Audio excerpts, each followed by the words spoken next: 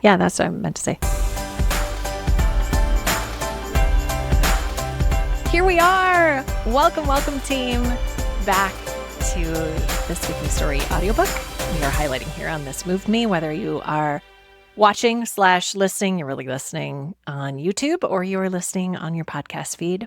I'm bringing it to you free because I just want to get it in your hands. I just want you to have it. I just want this to be as easy as possible for you to leverage this tool to bring your story to life and to really take advantage of all the incredible magical power that stories have. And gosh, here we are, part 4. So if you've been following along with us, maybe you've been waiting. You're like, ooh, part 4 comes out tomorrow. If that's true, you have 6 chapters to go through, essentially 6 episodes ahead of you here in part 4. But maybe you're finding this in some future date, and you've been rolling right along through this, which is fantastic. Either way, here we are, part 4. And part 4 is when we finally get to the place where we're starting to talk about the how. There's been a lot of why, a lot of theoretical grounding, some story science, brain science, a lot of really important foundational pieces. But now we're in the how. Okay, like, how do we actually do this, Sally? And we start this chapter 18, with a distinction between the moment and the meaning. And this piece is so important. It's so important because telling a story is one thing, but because these are leadership stories, it's not just about the story itself. It's what are we going to do with that story? That's what makes it a leadership story. And what is so cool, and I think I hope eases the pathway for you if you're like, I don't know quite how to leverage this, is you can have a handful of stories in your arsenal. I hate that word. Let's not use that word. You can have a handful of stories in your toolkit, at the ready, on a Google Doc somewhere that you reference. You don't need 50 stories to make 50 points. You might need 5 stories. And each of those stories you can make meaningful to a particular audience given the context that you're in. So I've become really good at telling a handful of stories and thinking about it from the lens of the audience. Like, how do I apply this? How can I make this meaningful for this particular audience in this particular moment? So we start this story. You're going to hear, we start this chapter by you hearing a story of a moment that happened in my life. And I don't like to relive this moment. I'm not going to lie. It was a harrowing moment. Ugh. And I like to talk about it, honestly, because it's still kind of with me. But it serves my purpose so well in highlighting a story that may have, on the surface level, nothing to do with the meaning that you want to make necessarily, but how you apply that meaning, how you can take that moment and apply a certain meaning or use the filter of that meaning and really extricate different perspective from that for your audience based on the context that you're in. And this is one of the pieces I think that is important, that most of us, we don't get to this level when we think about storytelling. We're just like, I'm going to tell stories and they're important. And we can sort of apply generic thinking around storytelling and get pretty far. But this is where you as thought leader becomes activated, and where that story will feel most personal, most resonant, most important, most empowering, because of this distinction that you make between moment and meaning. Ooh, I'm so excited. I'm really delighted that you're here. So let's just dive in. Let's do this. Here we go. Hey, everybody, and welcome to This Moved Me, a podcast about creating talks that move the world. With me, your host, Sally Zimney.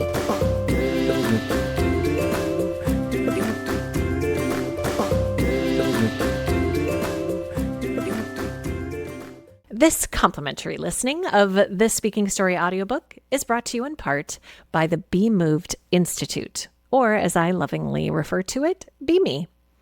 Leadership almost always comes with a microphone, movers, whether that's a meeting, a presentation, a tough conversation, a keynote conference opportunity that you have. I mean, even if you would never call yourself a speaker or a storyteller, you are one. You just might not have the tools that you need yet, or the support that you need yet. And that's why I created the Unspeaker Simple Storytelling audio course. It's like having me right alongside you on your walk or in the car on your commute, and it guides you through simple, powerful exercises to find the leadership stories that are already inside you and that will move your people. It's $49, but it's truly priceless, and I'm really excited to give you the opportunity to come join me over there. All you have to do is head to sally-z.com/unspeaker to get started.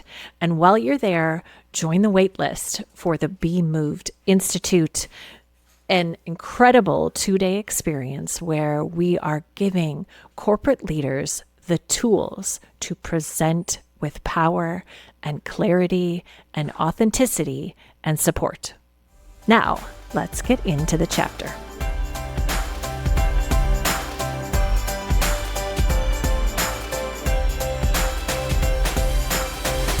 Part 4, How to Create Your Leadership Story. Chapter 18, The Moment and the Meaning.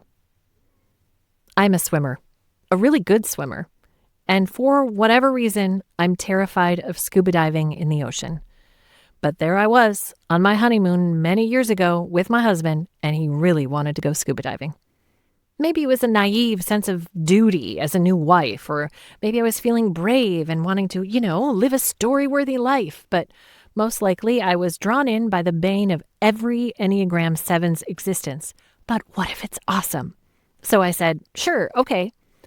Oceans are sort of like space, like what is down there? It is the great unknown, and I don't really have any interest in knowing it. So again, why was I going scuba diving? I was nervous, but you know what? It was a great lesson in marriage. It's really important to him, I thought back then. Compromise and making it work for each other and blah, blah, blah. And who knows, maybe I'll think it's awesome.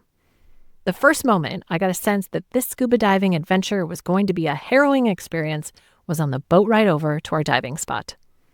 After I had told the instructor I was an adept swimmer, and because everybody else in the group had scuba dived so many times before, the instructor decided to skip the part where he would train us in the pool. Instead, he would do a truncated training in the ocean. What?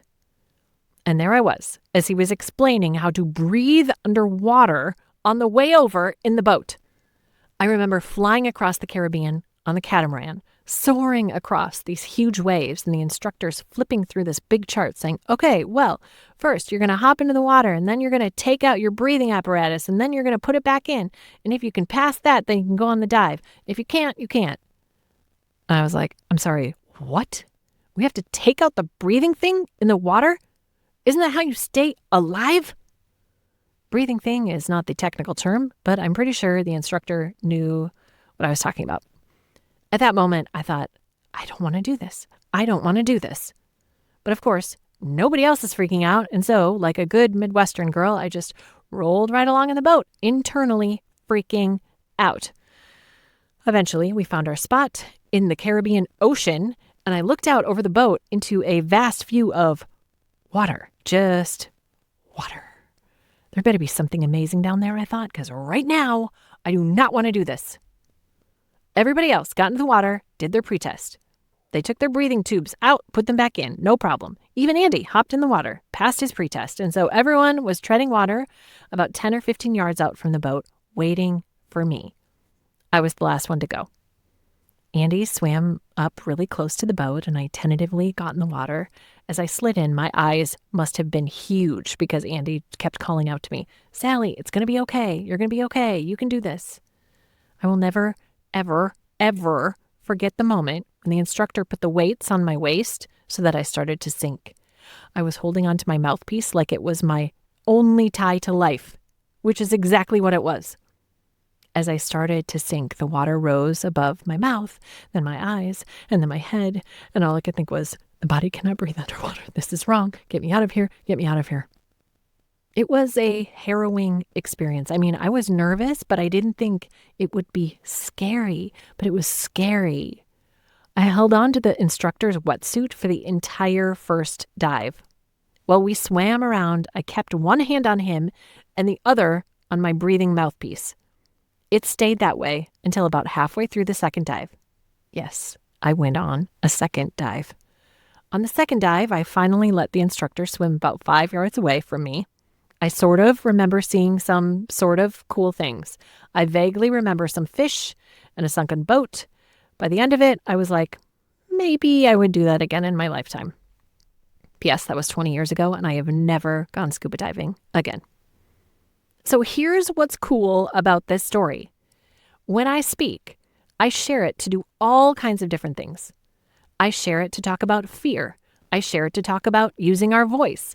I share it to talk about trying new things. I share it to talk about what happens in our bodies when we're afraid or how we sometimes respond in surprising ways. There are a lot of things I can do with this story.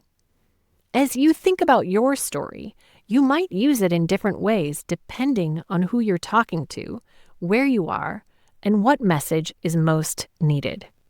To help you decide which story to share, as well as what you want to say about that story, you want to think about two things.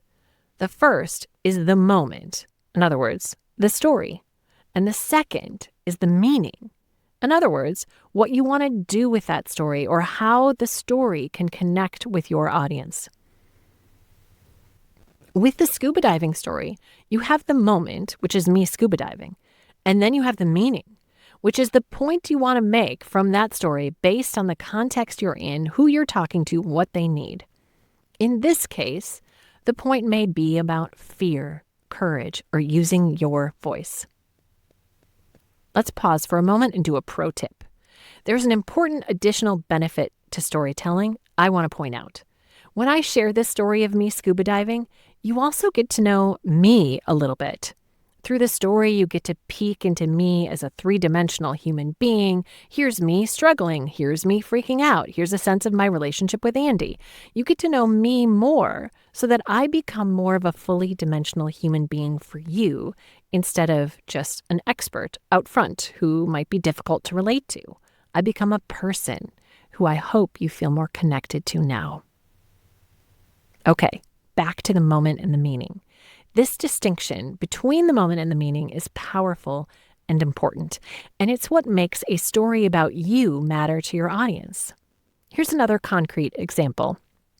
One of my clients was preparing for a big summit on equity that she was speaking at.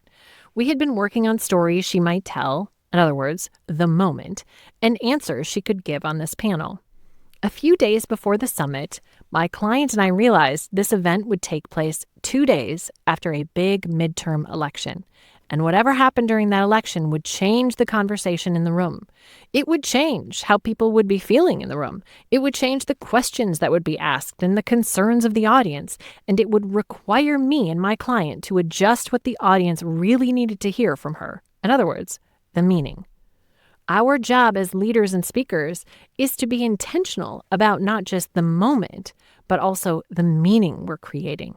The craft of a great story requires our intentionality about both aspects, how we bring this specific moment to life and how we're going to make that moment meaningful for that particular audience. And that can change dramatically depending on what you need, what the audience needs, and what that moment calls for. So, how do you prepare for the specific context? How do you adapt your moment so that it creates the meaning your audience needs?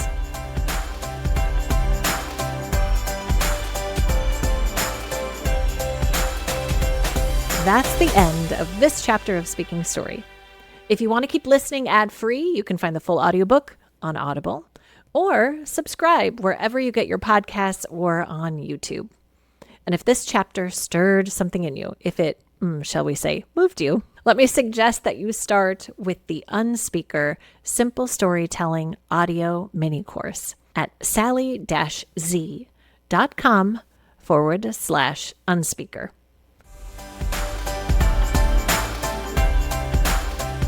All right, movers. This moved me. What is moving you? See you next time.